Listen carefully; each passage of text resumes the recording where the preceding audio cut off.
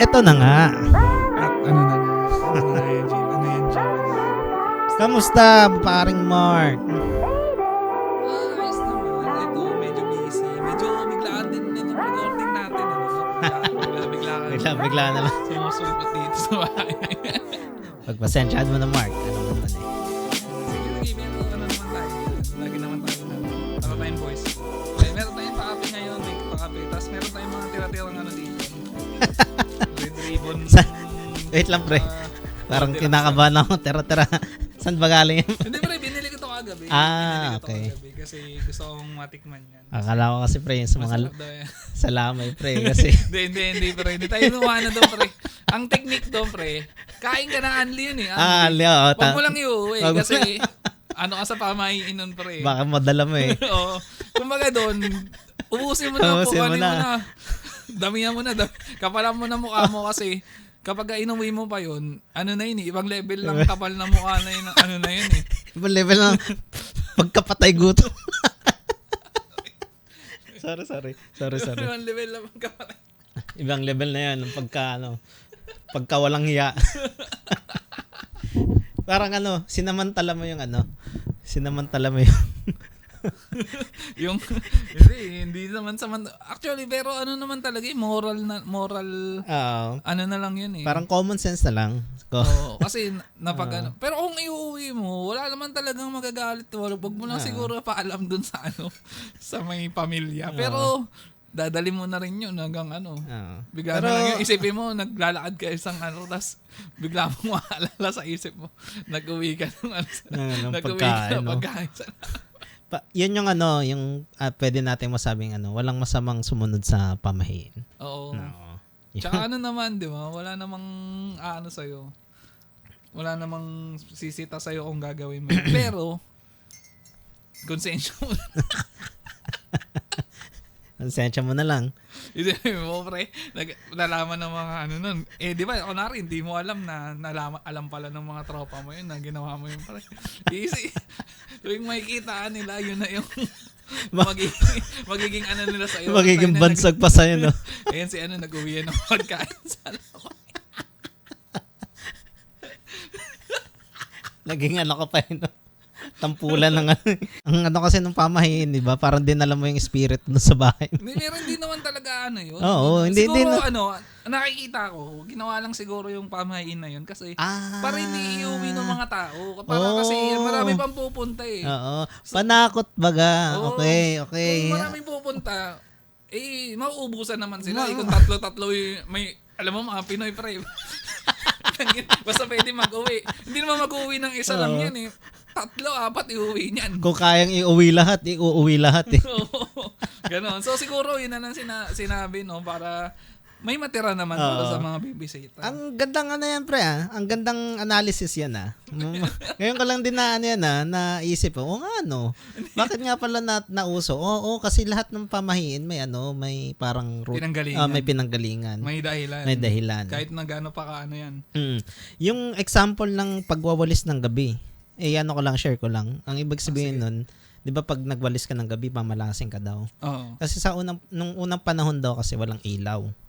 So dahil walang ilaw, pag mawawalis ka, yung mga parang siguro mga yaman or mga diamante o mga mahalagang gamit na nawalis mo. Ayun, yun yung parang nagiging ng malas kasi nga naiwalis mo. Kaya wag ka magwawalis ng gabi. Yung pala yun. Pero hindi gumagana sa magulang ko yun. Hindi, magwalis ka. Hindi, yung iba yung ginagawa, magwawalis pero hindi ilalabas ng bahay, sa gilid lang. Sa gilid lang. Kumbaga sa pinto, nandun lang. O nasa dustpan lang. Or may parang trash bin na sa loob ng bahay. Oo. Ibig sabihin, winalis mo pero hindi mo pinalabas ng bahay. Yun yung Ano ba mawawalisin? Malas? Hindi ba kung mawawalisin hindi. Yung malas? Dapat ibig sabihin, sa bahay yun. Swerte. Hindi, pag nagwalis ka daw ng gabi, mamalasin ka or yun yung pamahiin. Hindi. Naalala ko na. Naalala mo na. Pag ang mawawalis sa gabi ay binawalis mo din daw ang iyong swerte. Yun. Kaya yun yung parang origin kasi nga dati walang ilaw. So yung mga diamante mo, mga mga yaman mo, yung mga barya-barya, So para Mawawala. lang sa mga mayayaman yun. Kasi yung mga mahihirap nun, kubo lang. Yung mga, Oo nga, kawayan lang. yun Hindi, nga. hindi tatalab sa kanila yun. Pwede sila magwalis. Hindi, depende rin kasi baka mawalis rin nila yung mga ano eh. Anak nila. Okay, mga pato. yung mga tabako, yung ano, tsinelas. Mga Malboro. Sabi, Sabi, dati tingi-tingi lang yun. Malboro. pang 3 araw na stick ko na yun eh. Tatlo lang yun. Hindi Wala, naman yan. nakuha ng kapitbahay, wala na. Sabagay, malas. Tama. Maganda. Applicable naman pala sa lahat. Oo, lahat ano siya, universal. Magandang ano yan ah.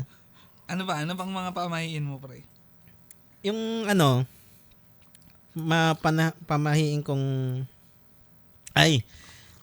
ngayon ko lang na-realize yung ano, pre, yung panakot ng mga matatanda dati. Kung pag ayaw kumain ng mga bata. Ano yun? Yung kaluluwa mo daw makukulong sa kaldero. Oo, tama. Ang ano niyan, pre, ang simula niyan, ang sinasabi niyan, pag hindi ka kumain ngayon, natulog ka, yung kaluluwa mo magugutom. Ngayon pupunta yun sa kusina. Maghanap ng kaldero yan. Pag nasaraduhan ka doon, makukulong ang ang kaluluwa mo sa ano. Kaya ngayon ikaw, kahit gutom ka na, antok ka na, pipilitin mo kumain ngayon. Tapos, pagkatapos mo kumain, bawal ka naman humiga kasi Babangungutin ka. babangungutin ka daw. Yung ano, nireport ko nung college, yung batibat. Batibat. Kasi may ano, yung batibat is ano, yung matabang babae na ano. Babae ba lalaki? Yung nasa mga story is matabang babae siya eh. Ba't babae? Parang ano kasi, yan yung mga, parang mga tawag sa kanila. Mga maligno, yung mga, doon na nakatira sa mga ano, kahoy-kahoy. So yung mga yun, pag nakita ka nilang ano, matutulog na, tapos busog ka, yun, dadaganan ka. Yung mga busog lang ang dadaganan nila. Hindi, usually yung may mga ano rin. Hindi ka, certain na naman mga mahihirap. Kasi hindi sila dadagan. Hindi, kasi wala lang pang kain sa gabi. Double whammy naman kasi yun. Wala ka nang pagkain. Gutom ka na nga, dadaganan ka.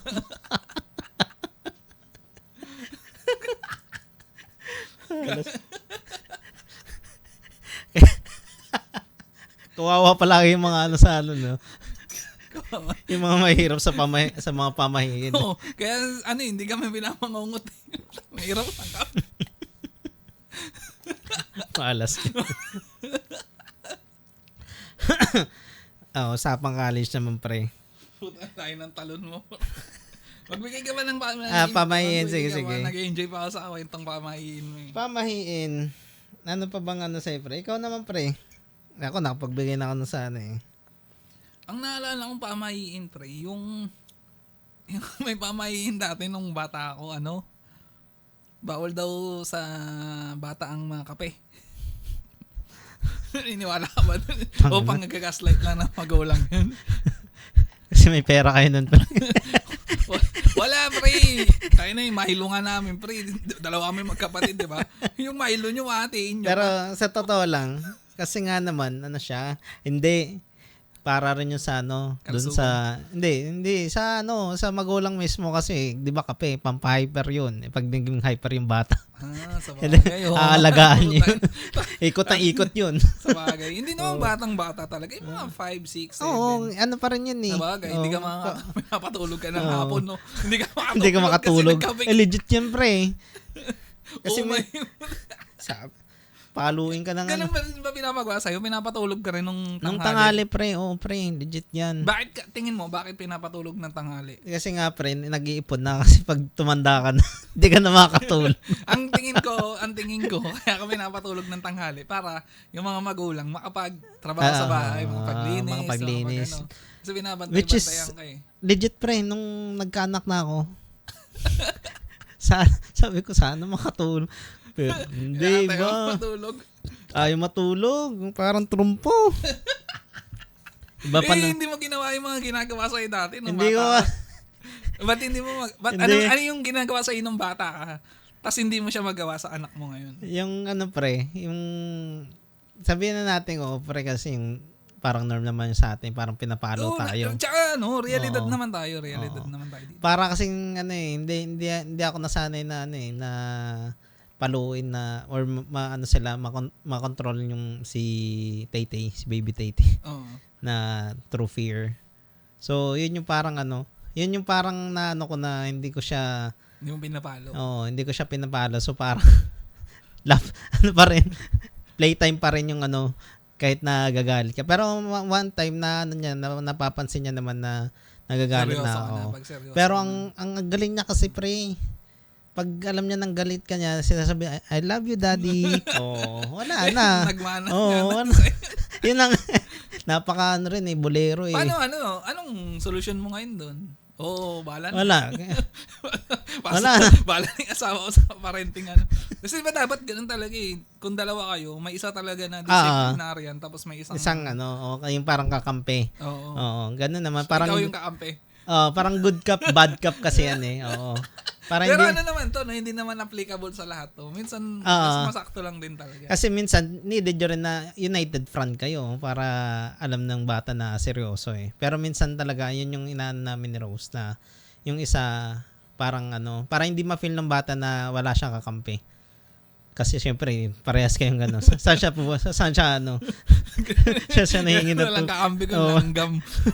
Magmumukmuk na yun sa tabi. So, yun lang naman yung yung mga parenting blues. Napasingit ka ng dyan. Ng isang mong dyan, ng isang mong parenting. Na tayo kung sa usapang parenting, anong sabi ng nanay mo nung nakita ka nung pag-uwi mo? Pag-uwi mo, puro pintura. Sa college, college event natin. Maikwento lang natin. May event kasi kami noon. Speech choir. And yun. So, ang ko noon, ang naging character ko noon si Satan, yung demon. So, medyo competitive kasi yung namin yung klase namin eh. Naalala ko pa, sabi mo noon, nakapang office attire ka, yung business attire. Oo. Kasi daw si Satan, naman daw, hindi na daw yung modern Satan. Oo, modern Satan. hindi na daw nakaganon. Hindi na daw naka-red, hindi na daw naka-takot. Sabi ko, hindi na to. Hindi, Jim, hindi nila maniniwala na ganyan. Ipapaliwanag mo pa yan doon sa harap. Kaya napilitan ka. Yung traditional tuloy yung na-implement. Pero kung mo ngayon yung mga TV series di ba yung mga Lucifer, yung mga na modern, nakabarong na. Pero wala, Joe. Anong nangyari sa'yo doon? Bakit yung kalahati? Parang isang linggo na nakakalipas. Yung Hindi kalahati pa rin ng katawan mo, andun pa rin yung pintura. Sabi, walas Jung yan. Ang nangyari po kasi yung sa amin nun, inanuhan yung yung buong katawan ko ng pintura. So yung upper body ko, yung washable, acrylic, body paint lang. Naubos. So yung lower body ko, and nagtaka ako. May baon pala sila. Ang pinagtataka ko nun, Jim, bakit may dalang boys na pintura? Sinagdala ng boys na pintura. Yun na nga, hindi ko alam. Parang sinadya, pre. Parang pinagplanuhan, pre. Sabi, kukulangin tayo ng body paint. Muli na ka na. Dali mo yung boy sign para sigurado. Pwede namang nakabantalon ka nun. Hindi na pipinturahan yung binti mo. Oo, pwede. Kahit yung parang black pants na parang Oo. Kung saan namot ng body paint. Hindi. Pero hindi. Hindi. Competitive po yung namin grupo namin. Kaya grabe nung matapos yung speech choir na yun, nandun ako sa CR nung PUP Taguig, naghuhugas. Hindi matanggal-tanggal yung voice. Kahit yung body paint pala, hindi pala yan pag hinugasan mo, hindi pala yan matatanggal lang na parang wala nang nangyari. Oo, wala. May pula-pula may pula-pula kaya medyo pinkish ka yung ko noon, yung balat ko. Hindi. Kasabay ka namin sa jeep. Buti na lang din gabi. Kaya yung ilaw nung is yung yellowish. Kaya hindi masyadong pansin. Malas yun. At ang malupit nun, ng mga after nun, mga 1 week or 2 weeks, may mga, may mga groupings. Oo. So, nandun kami sa bahay nila, Lisel. Kasama ko sila, Jeff. Oo. Kita pa rin yung boysen sa paa ko. Nakita namin pre, nandun ka sa sonta pre, tapos malungkot. Nasabi, parang may naka-4 ka ata, may nakakita ng pantalon mo dito, yung gym. Tapos yung pag ganun, ganyan. Grabe, sobrang itim pa ng mga pantal. May pantal-pantal ng pula. sabi mo, kiniskis mo na doon, Oo. steel brush. Legit yan, hindi matanggal-tanggal. Kaya nga pwede bang paimbestigahan yan? Maganda malaman natin kung sino talaga may pakulo niyan. Bakit? Kulang ang body paint. Tapos, may naka-reserve ang boysen, no? Parang nasa hindi ko alam. Kalkulado. Pare Koy, kalkulado. Kasi kung naman, kulang pala yung budget, nagsabi kayo sa akin, nakahingi ako sa magulang ko ng Oo, parang mag-ambagan na. Pero hindi kulang sa budget yun, Jim. Hindi nga. Kalkulado din. ang daming araw ang daming Pero, nandiyan na Oo, mas mapapaano pa natin yung kwento na yan pag nakapag-invite tayo dito ng classmate natin. Maganda, makita nila yung perspective. Yung sa part nila. Para sa hindi. Siguro para sa context, ipopost natin yung picture yung yung picture doon. Hindi ko lang syempre kasi binura ko na sa album ko yun Sa GC lang natin yung pre. Pag sinabi mo sa GC natin, pahingi ng picture ng Jimmy na kulay pula. Lahat ng kaklase natin, mga tropa nating lalaki niyan. Pero silang kopya nun, pre. Sige, natin yan, pre. Natin yan. Nanapin natin, tsaka if ever i-post natin. Pero mag-invite rin tayo ng iba kasi maganda rin yung mga nangyari dun sa ibang, sa ibang grupo. May nauntog. Speech ko experience nila, Sige. Anong mga group yun? Ay, hindi. Yung pag-usapan natin yung all-star na grupo. Hindi, sa susunod na. Sa susunod. Na-invite natin. Mag-invite tayo ng isang isang doon. All-star. At hindi, mag-invite tayo ng ibang grupo para may pantira tayo dun sa all-star na ginawa sa atin. Ginawa sa natin. Parang planado Parang planado, lahat ng mga gaganda boses, lahat ng magagaling. Parang matitino, lahat nagsama-sama Tapos, yung mga latak. Illustrate out. Grabe. Nung una kala mo, goods lang. Nung nung event na, grabe kala mo, sasabak na showtime. Game face Game face. Tapos yun sa atin. Hindi. Parang pang high school. Yung pre? Grabe yung ginawa ng pre. Kaya pala, kailangan natin maimbitahan yung isa sa mga Actually, parang si Bert ba?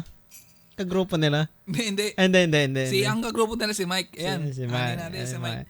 Si Mike at si Ian. Ayun. Grabe. Next guest natin. Sige. Natin yan sa ating next episode. Sige, hanggang dito na muna. Sakto. Magugas mo na ang plato. Maraming salamat sa pakikinig. Hanggang sa muli. Bye!